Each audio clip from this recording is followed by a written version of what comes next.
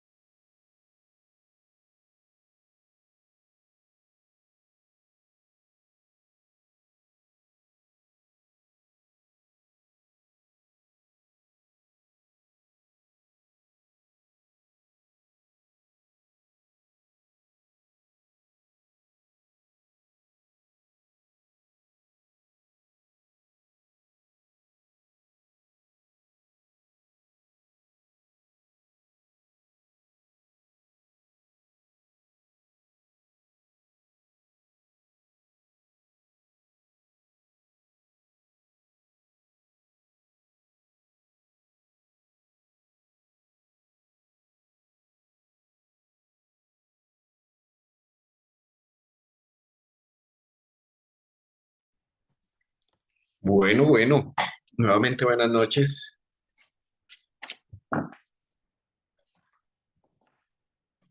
Buenas noches, profesor. Buenas noches, compañeros. Buenas noches. ¿Cómo les acabo de ir en el parcial?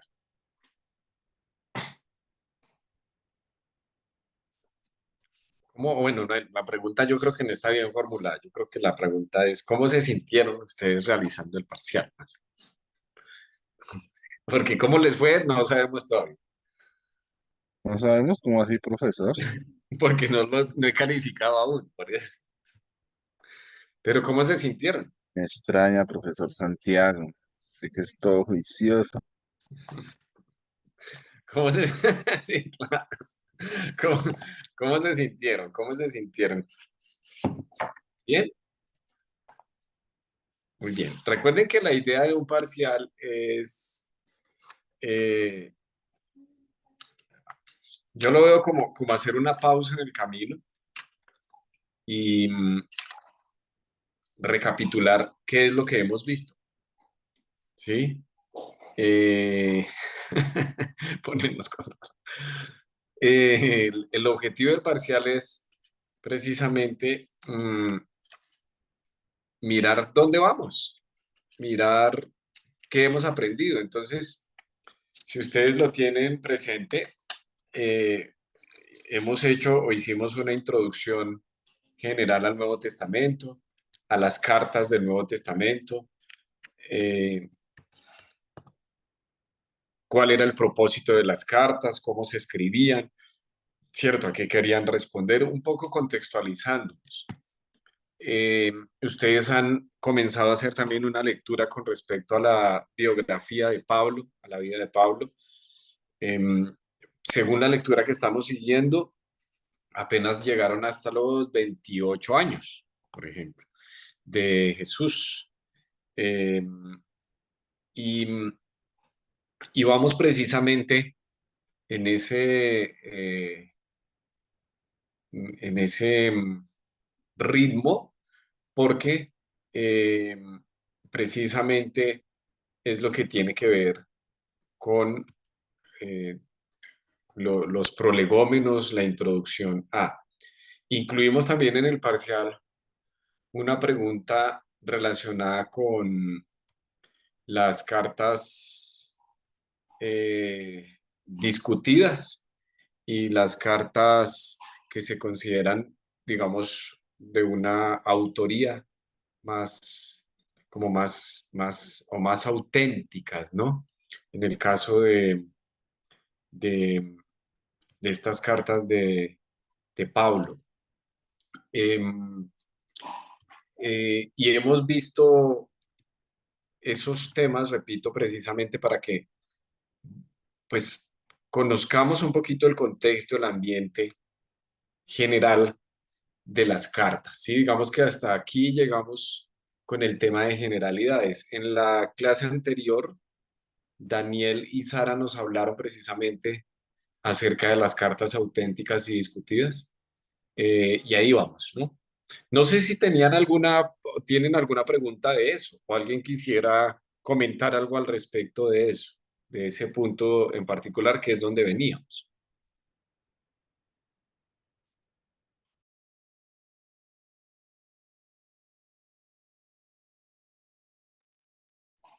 Parece que todo les quedó muy claro, Sara y Daniel. Entonces, quiere decir que ustedes eh, hicieron un muy buen trabajo. Henry, ¿quieres decir algo? Ganamos ese 5. Henry, ¿quieres decir algo, Henry?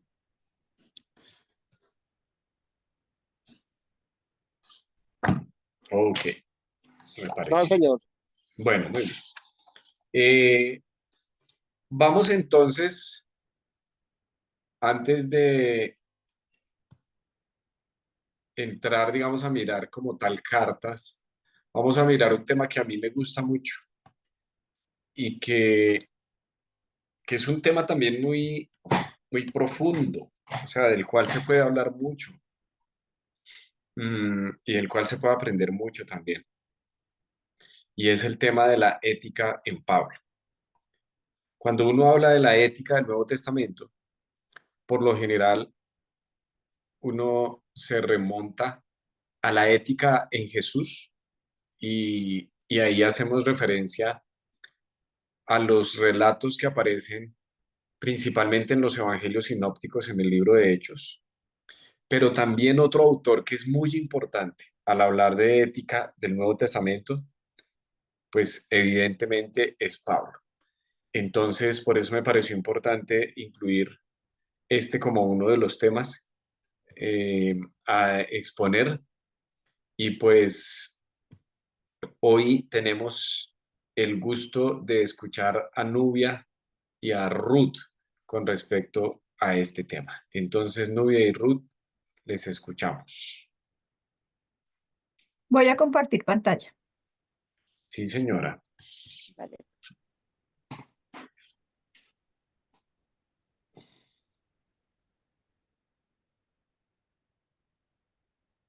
¿Ahí me están viendo? ¿Están viendo las diapositivas? ¿La puedes ampliar, por favor? Perdóname. ¿La puedes Es- ampliar? Si la puedes ampliar, pero sí ya la vemos. Mucho ¿Ahí mejor. está bien? Sí, en la esquinita le das, te queda completo. En la Abajito, esquinita. abajo Abajo. donde hay tres iconos, ¿Aquí? ¿Aquí? bueno, ¿Donde dice notas? córrete un poquito hacia tu derecha, creo. Eso, el último, el último. Aquí. ¿Aquí? Déjalo así, déjalo así. Antes, Antes. antes, más izquierda, izquierda, izquierda, izquierda, izquierda, izquierda, izquierda, izquierda, ese. Ahí, No, se ¿Este? pasó. El Ah, otro, el otro, el otro. eso, muy bien. Dale ¿este? escape, escape en el, Ok, en el bueno, teclado escape. O déjalo ahí. Ahí está. sí, ya ahí se Ahí ve. se ve. ¿Pero la puedes ver? ¿La pueden ver? Sí. Ya, ya. Ah, Sí, bueno. no, es para que los compañeros la vean. Ahí se ve, sí, señora. Gracias.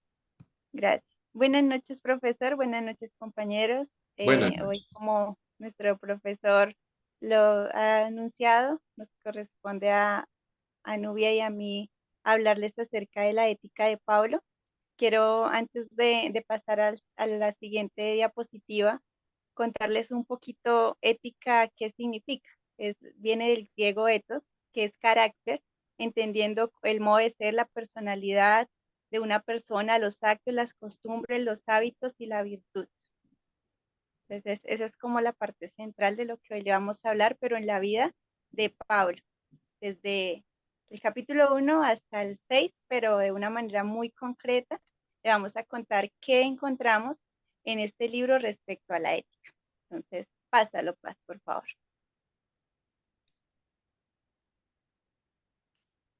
Bueno, entonces en primer lugar, acá está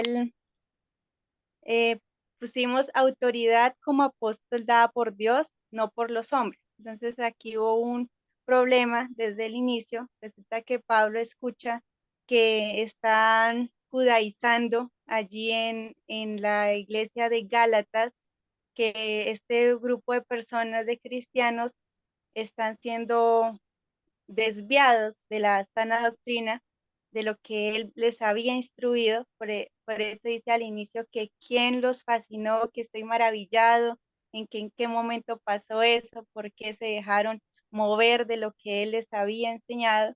Entonces acá empiezan las autoridades de esa época a discutir o ir en contra de lo que Pablo enseñaba y empiezan a ir a levantar como murmuración de que esa autoridad que él tenía no era auténtica, ¿sí?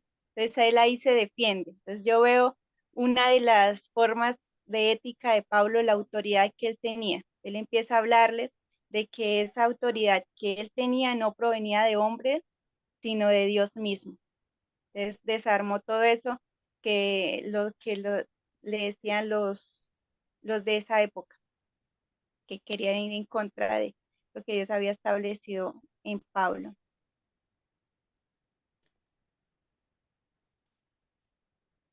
También encontramos otra forma en uno de los capítulos. No voy a centrarme como en capítulos como tal, sino hablar del carácter de Pablo frente a Pedro. Entonces yo me detuve ahí un poco y esta parte me confrontó a mí como servidora de Cristo, como Pablo frente a Pedro, que era uno de los discípulos, se suponía que él debía estar anunciando la sana doctrina, el evangelio puro, pero resulta que él estaba judaizando. Él fue el que empezó a llevar Doctrina. ¿Te esta congelaste? a desviar la sana doctrina, pero Pablo se para firme a...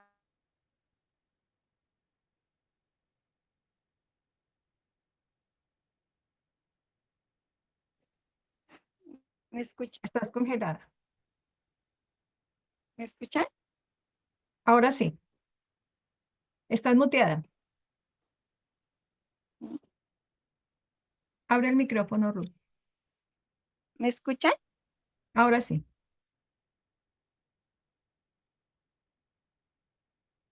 Hable. Estás pausada. Yo creo que está congelada, o sea, se le congeló la... Sí, la pantalla. Esperemos que se... Entonces aquí está hablando Ruth acerca de los judaizantes, de el regaño que le está dando Pablo a Pedro, porque Perdón, se ya vuelvo. estaba... Ah, listo. Sigue. Estás Perdón, los perdón. judaizantes. Está lloviendo y Los se me judaiz- cae la señal. Bueno, le estaba contando un poco acerca de cómo Pablo confronta a Pedro de una manera firme, un carácter firme. Pablo no era de los que fluctuaba o decía, sí, me parece que sí, me parece que no, como que sí, así apaciguando las cosas. No, él era demasiado firme en sus decisiones. Él se entera que Pedro estaba comiendo con los gentiles.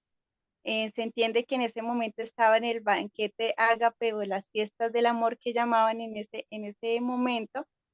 Estaba allí, pero él no tenía autoridad. Pedro no podía exigirles a ellos porque ya había sido dócil con ellos y se sentó a comer con los gentiles, entonces no tenía autoridad. En cambio, Pablo sí llega a desarmar todo eso porque siempre fue un hombre firme en sus convicciones, en sus principios, en lo que había recibido de parte del Señor Jesucristo.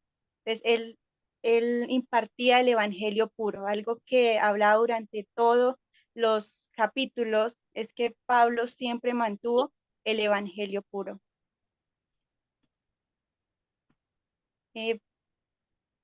Otro de los puntos importantes acá, el número 3, es cuando Pablo confronta con carácter o defiende de manera firme el evangelio frente al legalismo religioso, que era lo que estaba sucediendo en ese momento. Ellos estaban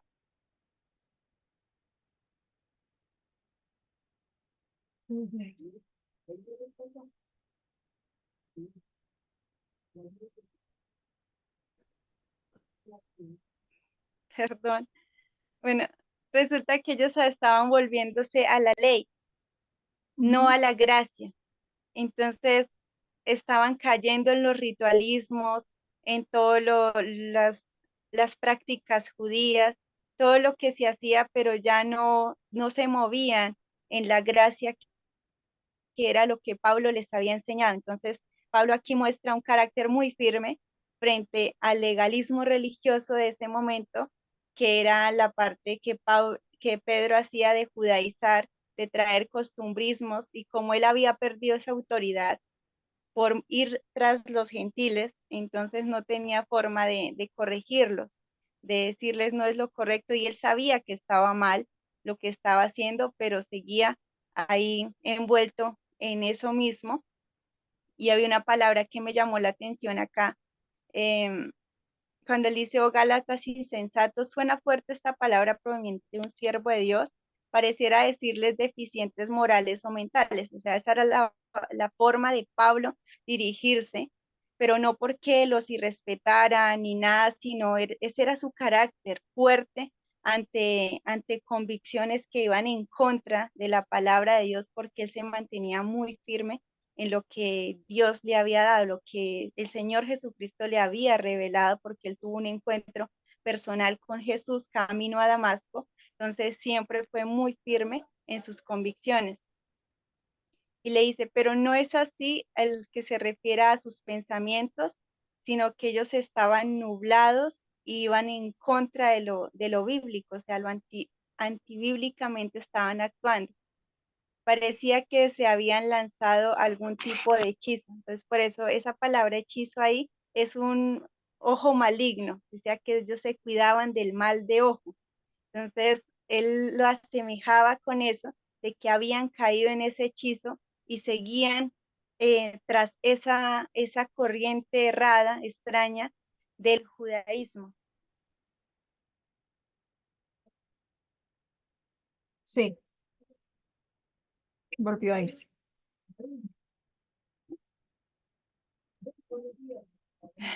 Dios mío. Bueno, y por último quiero mencionar una partecita cuando él les dice que están bajo el ayo, o sea, que necesitaban ser instruidos, guiados como niños, o sea, que se les había olvidado eso que él les había enseñado en algún momento, lo que les había ministrado, y ya estaban siendo como niños y necesitaban un instructor constantemente. Y aquí nos menciona la palabra en Gálatas 3, en esa partecita está en Gálatas 3, cuando dice, pero venida la fe, ya no estamos bajo el ayo, o sea, bajo un instructor, bajo como un curador, ¿sí? Pues todos sois hijos de Dios por la fe en Cristo, porque todos los que habéis sido bautizados en Cristo, de Cristo estáis revestidos. O sea, él le estaba recalcando de que eran de Cristo, que ya no le pertenecían a la ley, sino que estaban bajo la gracia. Sigue, pastora No. Entonces, aquí continúa en esta parte diciendo que les hace una exhortación en cuanto a la esclavitud que quieren retrocederse, ¿no? Entonces les habla acerca de el ejemplo que encontramos en el capítulo 4 de Gálatas, del versículo 21 en adelante, que habla, versículo 4:21, que les habla acerca de la alegoría de Sara y de Agar. Y les dice que uno es hijo de la libre y otro es hijo de la esclava. Entonces, él usaba esta clase de enseñanzas para que ellos pudieran entender realmente que ellos ya eran libres, pero sin embargo les estaba mostrando o quieren volverse de nuevo esclavos. Entonces, y como decía Ruth, ya no estaban bajo la ley. Eso ya había pasado en ellos, pero ellos ahora son hijos y son hijos libres, que se mantengan en esa libertad. Y pues esta carta de Gálatas que habla acerca de los judaizantes que ya que no vuelvan atrás ahora, porque entonces por demás ha muerto Cristo. Entonces, manténgase en libertad. Y también dice, habla acerca de el celo que Pablo tenía por la fe verdadera, por la fe genuina, la fe que no fluctúa, que no debe de cambiar porque, porque esa fe no los va a dejar crecer si ellos siguen de esta manera. Si están en dos caminos, entonces ellos finalmente van a estar esclavos de nuevo, van a perder lo que ya Jesús ganó por ellos. Entonces, por eso el capítulo 5 les habla en el versículo 6, porque en Cristo Jesús ni la circuncisión vale algo, ni la incircuncisión, sino la fe que obra por el amor. El amor que tuvo Cristo hacia ellos, eso es lo que va a obrar en sus vidas. Entonces deben de fortalecerse en esa verdad. Y la verdad es que ya son libres y libres por amor, dándoles a entender que ya no estaban bajo esa condenación de ser esclavos, esclavos del pecado, esclavos de la ley, esclavos de las costumbres, ahora ya son libres por Cristo Jesús. Y esa libertad, esos rudimentos que los llama Pablo aquí, tienen que ser dejados para que ellos sean totalmente libres. También Pablo les invita a vivir entonces en una vida en el Espíritu y para que ellos puedan vivir esta vida en el Espíritu, esta vida cristiana en el Espíritu, entonces deben de andar primero en rectitud, pero también deben de permanecer llenos del Espíritu Santo. Y les habla acerca del fruto del Espíritu. Y en el fruto del Espíritu ellos van a formar el carácter de Cristo en ellos. Entonces dice, es necesario sembrar. Y sembrar entonces aquí significa sembrar en el Espíritu para que tengan vida eterna. Por esto es necesario que ellos mueran a su vieja naturaleza y vivan ahora una vida cristiana en rectitud. Esto es lo que quiere enfatizar el apóstol en ellos. Entonces, que vivan en rectitud. Y finalmente, entonces podemos concluir que el desarrollo de la vida cristiana es indispensable y que sea formado en nosotros un carácter ético, que nos decidamos, que andemos en esta libertad con que Cristo nos hizo libres y que no volvamos atrás, que nos mantengamos firmes y que seamos llenos, busquemos vivir en rectitud y que vivamos ser llenos del Espíritu Santo. Entonces habla del fruto, amor, gozo, paz, paciencia, benignidad, bondad, fe, mansedumbre y templanza, que lo hagamos parte de nuestro carácter en Dios, que para poder permanecer. Entonces Pablo habla con autoridad y lo hace para que no nos dejemos influenciar por la presión social, sino que no tengamos una apariencia de piedad, sino que mantengamos una rectitud de líderes, de hijos de Dios, libres y no nos mezclemos o no hagamos mezclas mejor. ¿Alguna pregunta? Listo, Nubia. Gracias, Nubia y Ruth. ¿Ya terminaron? Sí, señor. Profe, Oh, yo quiero añadir algo sí, importante señora. acerca de la carta. Ya recordemos que es una epístola, es auténtica. Pablo era considerado uno de los las estrellas emergentes del judaísmo del primer siglo. Entonces él tenía bastantes costumbres judías como tal, pero él no las aplicaba porque en el camino a Damasco tuvo un encuentro con Jesús. Entonces por eso él exhortaba y corregía con carácter siempre a esta comunidad, a esta iglesia de Gálatas, de no volver atrás a los rudimentos antiguos, sino vivir en la gracia. Y ya, profe, hemos terminado. Gracias, Ruth. ¿Puedo Gracias. compartir? Sí, señora, por favor. Bueno, gracias, Nubia y Ruth. Gracias, Ruth, por hacer también el esfuerzo de conectarte, porque yo sé que la señal a veces se complica, pero bueno, ahí Sí, se... profe, perdón, que está lloviendo esta tarde y se pone compleja la red. No te preocupes. Muy bien. Recuerden que ustedes deben enviarme un ensayo de esto que han presentado, bueno, para complementar lo que han presentado. Profe, no lo hemos enviado, le íbamos a preguntar, pero ya estaba hecho desde hace rato. Tranquila, lo pueden enviar luego. ¿Por dónde lo podemos enviar? Bueno, Por el correo mío, Ah, bueno. el Es correo un mío, está bien.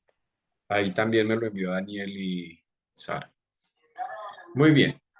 El tema de la ética en Pablo es un tema que es bien interesante, como les decía al inicio de la sesión de hoy, es un tema que es muy pertinente y que también es complejo.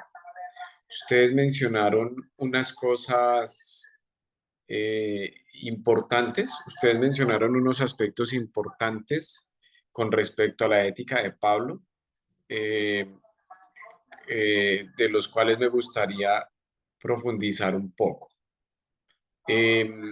Lo primero es también hacer una recomendación en general, que cuando se miran estos temas, como este tema, por ejemplo, de la ética en Pablo, hay que tratar de evitar caer en el error de verlo a él solo con nuestros ojos o desde esta perspectiva, desde este tiempo me refiero. Es decir, desde nuestro contexto, desde lo que nosotros teológicamente creemos también que es Pablo, desde verlo como, por ejemplo, el apóstol de la gracia, como cosas así. Hay que tener cuidado con esas miradas porque nos desvían del contexto histórico en el cual Pablo precisamente eh, vivió. De ahí la importancia de esa lectura que les puse ayer de Pablo dentro del judaísmo. Recuerden que ayer les comenté esa lectura, si la pueden ir haciendo, váyanla haciendo para que vayan dándose cuenta cómo es de complejo ese tema. Porque nosotros tenemos una tendencia a ver a Pablo, eso nos pasa no solamente con Pablo, sino incluso con Jesús también, a verlo como con ojos muy de cristiano contemporáneo. ¿Sí me hago entender? A verlos como si ellos hubiesen sido cristianos contemporáneos. Y vale la pena decir que ellos no fueron cristianos, empezando por ahí. El cristianismo como una religión se forma mucho tiempo después. Bueno, el cristianismo como religión se forma después. Ellos eran judíos, tanto Jesús como Pablo eran judíos, y cada uno de ellos vivió las realidades que vivió en su contexto religioso, en su contexto histórico, en su contexto social y económico. Lo que necesitamos nosotros es precisamente hacer el esfuerzo por acercarnos a tratar de ver ese Pablo como era en ese momento. Por eso una de las cosas que quiero resaltar es, eh, por un lado, precisar que no es tanto una cuestión de verlo como que la gracia, entonces ahora en Pablo y la gracia en contra de la ley, como tradicionalmente nos han enseñado, es que sí estaba eso allí, pero lo que encontramos en Pablo es que él también está procurando mostrar una forma de entender el ser judío, una forma de entender el seguir a Yahvé, el seguir a Dios, ¿sí? Como buen judío. Solamente que precisamente en él esa, se encuentra ese, digamos, ese desafío de, de, venir de una tradición farisea muy marcada, y ahora a partir del encuentro con Jesús, Hechos capítulo 9, a partir del encuentro con Jesús, sí vamos a ver algunos cambios. Entonces, lo que nosotros debemos tratar de identificar cuando hablamos de una ética en Pablo son algunos aspectos que les voy a mencionar a continuación. Primero, cómo Pablo ahora interpreta la Torá, porque recuerden que la Torá es un fundamento ético para los judíos. La Torá es un fundamento, es un fundamento, cuando digo que es fundamento ético, estoy haciendo referencia a que la Torá es casi que su manual de vida. Y la Torá siguió siendo muy importante para Pablo, así como lo fue también para Jesús. Jesús, vez tras vez, citaba la Torá. Jesús muchas veces lo hacía y Pablo también lo va a hacer en sus textos. Entonces, pero lo que ahora nosotros necesitamos ver cuando estudiamos a Pablo es cómo él ahora interpreta la Torá. No es que la deseche, no es que la haga a un lado, no es que la ponga entonces ahora por debajo de la gracia o la enfrente con la gracia, como muchas veces, repito, nos lo han enseñado en términos más modernos. Esa es una enseñanza un poquito más reformada moderna. Pero cuando vemos el texto bíblico, Pablo, pues todas las cartas paulinas están llenas de citas del Antiguo Testamento, ¿sí o no? Les pregunto a ustedes, las cartas de Pablo tienen muchas citas del Antiguo Testamento. Eso quiere decir que estas cartas se escriben y se construyen partiendo de la teología, partiendo de las enseñanzas, partiendo de esa fundamentación ética de la Torá. Entonces, no es que él haga a un lado la Torá, sino que es cómo ahora él la interpreta, cómo ahora él la entiende, cómo ahora él la lee y por ende cómo la aplica. Y eso en un primer lugar. En segundo lugar, es muy importante que ahora esa lectura de Pablo, y ustedes mencionaron uno de esos componentes, el Espíritu Santo va a ocupar un lugar importante en la ética paulina. Ese es un segundo componente que me parece interesante que destaquemos, porque si ustedes se dan cuenta, el Espíritu Santo eh, va a cobrar un protagonismo, es precisamente muy a la luz de las enseñanzas de Pablo. Por tanto, Pablo es quien va a hablar, por ejemplo, de los dones del Espíritu Santo. Y los dones precisamente en buena medida van a tener que ver también con acciones éticas, ¿sí? Pablo en repetidas oportunidades va a hablar del contraste entre el espíritu y la carne. Y esa es una manera en que Pablo va a contrastar lo que uno puede considerar una ética 100% antropológica, ¿sí? Versus una ética que tiene unas características muy teológicas. No sé si me hago entender con eso. Es decir, el lugar que Pablo da al Espíritu Santo en el tema que estamos hablando, ¿no? Ocupa un lugar muy importante.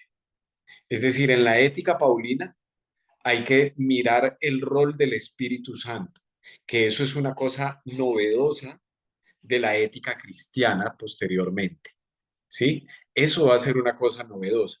Esa va a ser una diferencia en el judaísmo paulino. Esa va a ser una, un componente diferente, ¿sí? En el quehacer paulino de su ética.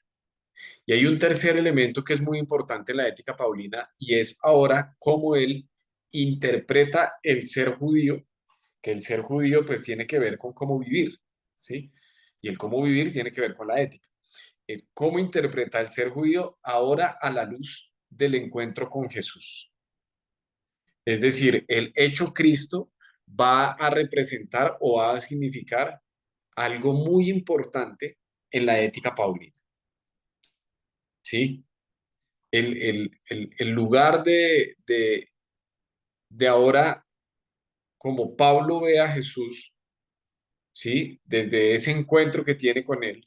Y cuando digo el encuentro me refiero, por un lado, a lo que nos dice Hechos, capítulo 9, el encuentro en el camino a Damasco, pero no solamente me refiero a eso, me refiero al encuentro teológico, precisamente también con Jesús.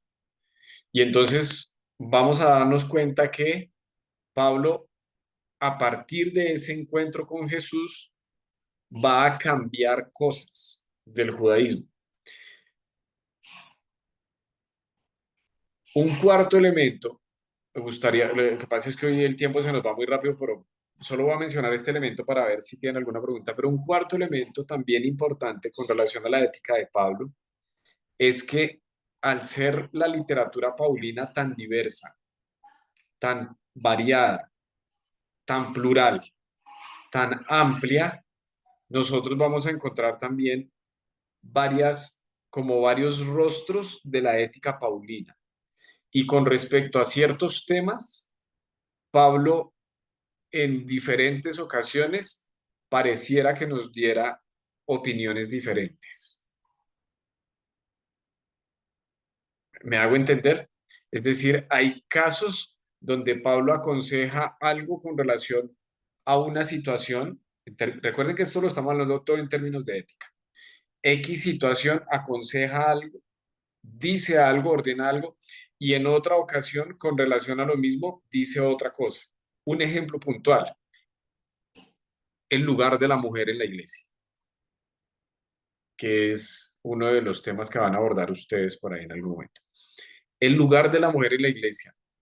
En Pablo no vamos a encontrar solamente la postura de que la mujer calle en la congregación, o la mujer no puede enseñar, o no le permito a la mujer enseñar al varón. Eso lo dice en la carta paulina, pero eso no lo dice Pablo en todas sus cartas.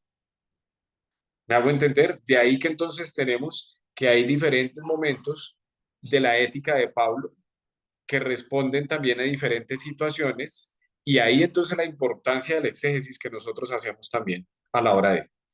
Pero nos quedan 5 minuticos, no sé si tienen alguna pregunta, algún comentario. En el próximo miércoles voy a retomar otros aspectos de estos y otros más, pero si tienen alguna pregunta los demás compañeros, me gustaría escucharles o si tienen algún comentario.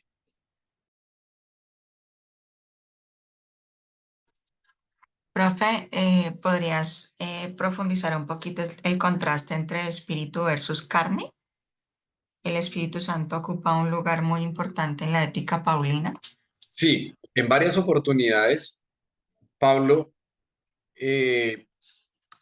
acude al Espíritu de Dios, al Espíritu Santo, al hablar eh, en términos de, eh, de su ética, ¿sí? Cuando hace, por ejemplo, ese contraste en la carta que citó Nubia y Ruth en Gálatas, cuando hace ese contraste entre las obras de la carne y el fruto del Espíritu, es un ejemplo de eso. Allí, otra vez, leyéndolo en clave de ética, lo que está diciendo Pablo, en, en, en otras palabras, eso está en Gálatas capítulo 5. Gálatas capítulo 5, versículo 16 dice, les digo pues, anden en el Espíritu y no satisfagan los deseos de la carne. Eso se puede leer, uno lo puede interpretar en términos dualistas, pensando que él está hablando de cosas espirituales, no de cosas carnales, pero cuando uno lee todo el texto, está haciendo referencia precisamente a que a un actuar 100% centrado en el ser humano o a un actuar 100% centrado en Dios, en el Espíritu de Dios. Y ese actuar centrado en el Espíritu de Dios o el caminar en el Espíritu, como lo dice Gálatas, lleva a unos, a unos resultados también diferentes. Y esto es un texto que está hablando de ética. porque está hablando acerca del comportamiento. Él dice, el fruto del Espíritu es amor, gozo, paz, bondad, ¿sí? Las obras de la carne, dice él, son homicidios, son borracheras, son envidias, son contiendas, están en un contexto 100% de ética, ¿sí? Es decir, de ética, recuerden que la ética tiene que ver con esa capacidad del ser humano de obrar en libertad. Y en esta ética paulina, o en este punto de la ética paulina, lo que vemos es que Pablo acude a la importancia del Espíritu de Dios para el buen actuar en uno. Y eso es una característica propia de la ética paulina. Y esa es una característica muy propia de la ética cristiana en clave paulina. El rol que va a ocupar el Espíritu Santo. Que, repito, eso es algo muy, muy interesante. Es algo muy interesante, además, pues de ser algo muy, eh, muy bonito.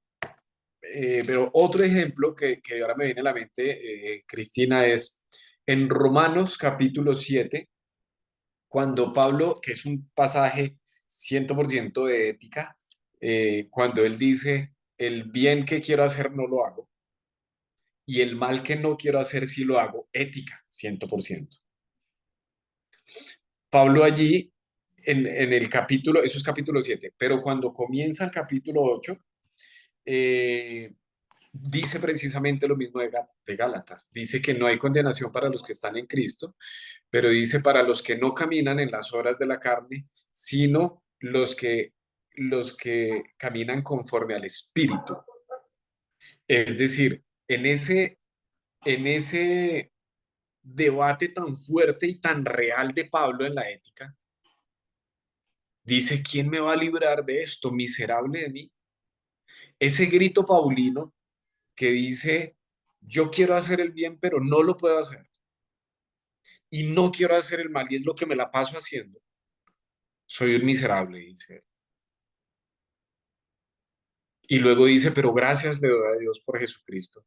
Y luego dice, no caminen en las obras de la carne, sino en el Espíritu. Ahí uno ve otra vez como que Pablo lo que hace es como tirar como un salvavidas, por decirlo así, y como que se agarra del Espíritu de Dios, es el que salva en términos de una ética cristiana, en ese punto, Cristina, no sé si ahí especifique un poquito más. Sí, profe, gracias. ¿Alguien más levantó la mano?